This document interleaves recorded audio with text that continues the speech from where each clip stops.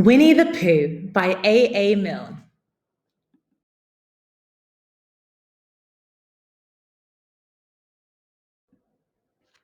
Chapter 3, in which Pooh and Piglet go hunting and nearly catch a woozle. The piglet lived in a very grand house in the middle of a beech tree, and the beech tree was in the middle of the forest, and the piglet lived in the middle of the house. Next to his house was a piece of broken board which had Trespassers W on it.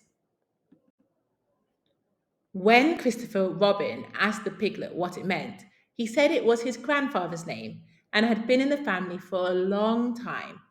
Christopher Robin said you couldn't be called Trespassers W, and Piglet said yes, you could, because his grandfather was, and it was short for Trespassers Will, which was short for Trespassers William, and his grandfather had two names in case he lost one: Trespassers after an uncle, and William after Trespassers.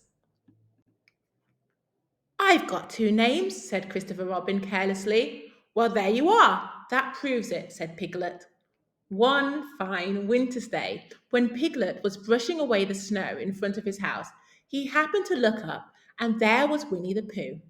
Pooh was walking round and round in a circle, thinking of something else, and when Piglet called to him, he just went on walking. Hello, said Piglet. What are you doing? Hunting, said Pooh. Hunting what?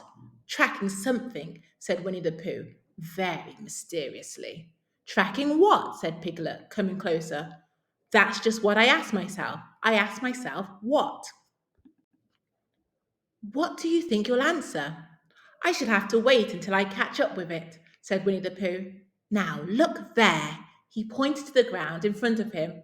What do you see there? Tracks, said Piglet. Paw marks. He gave a little squeak of excitement. Oh, Pooh, do you think it's a woozle? It may be, said Pooh. Sometimes it is, and sometimes it isn't. You never can tell with paw marks. With these few words, he went on tracking, and Piglet, after watching him for a minute or two, ran after him. Winnie-the-Pooh had come to a sudden stop and was bending over the tracks in a puzzled sort of way.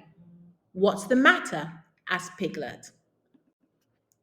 It's a very funny thing, said Bear, but there seem to be two animals now. This, whatever it was, has been joined by another, whatever it is, and the two of them are now proceeding in company. Would you mind coming with me, Piglet, in case they turn out to be hostile animals? Piglet scratched his ear in a nice sort of way and said that he had nothing to do until Friday and would be delighted to come in case it really was a woozle. You mean in case it really is two woozles, said Winnie-the-Pooh, and Piglet said that anyhow he had nothing to do until Friday. So off they went together.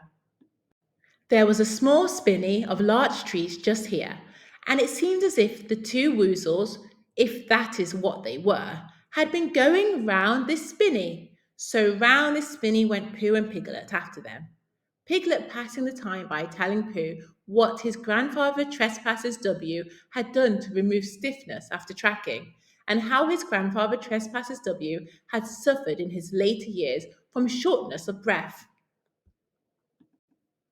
and other matters of interest, and Pooh wondering what a grandfather was like, and if perhaps this was two grandfathers they were after now, and if so, whether he would be allowed to take one home and keep it, and what Christopher Robin would say, and still the tracks went on in front of them.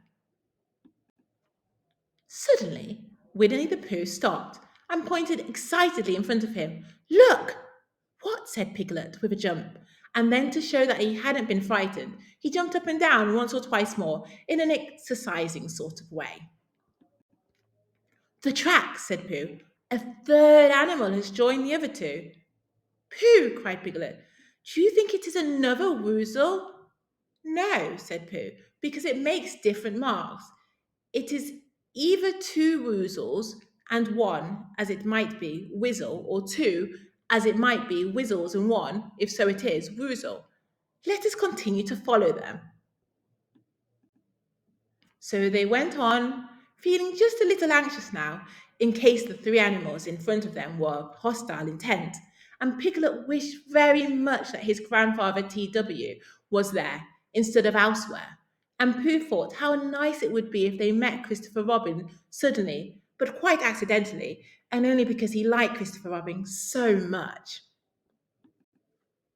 And then, all of a sudden, Winnie the Pooh stopped again and licked the tip of his nose in a cooling manner, for he was feeling more hot and anxious than ever in his life before. There were four animals in front of them.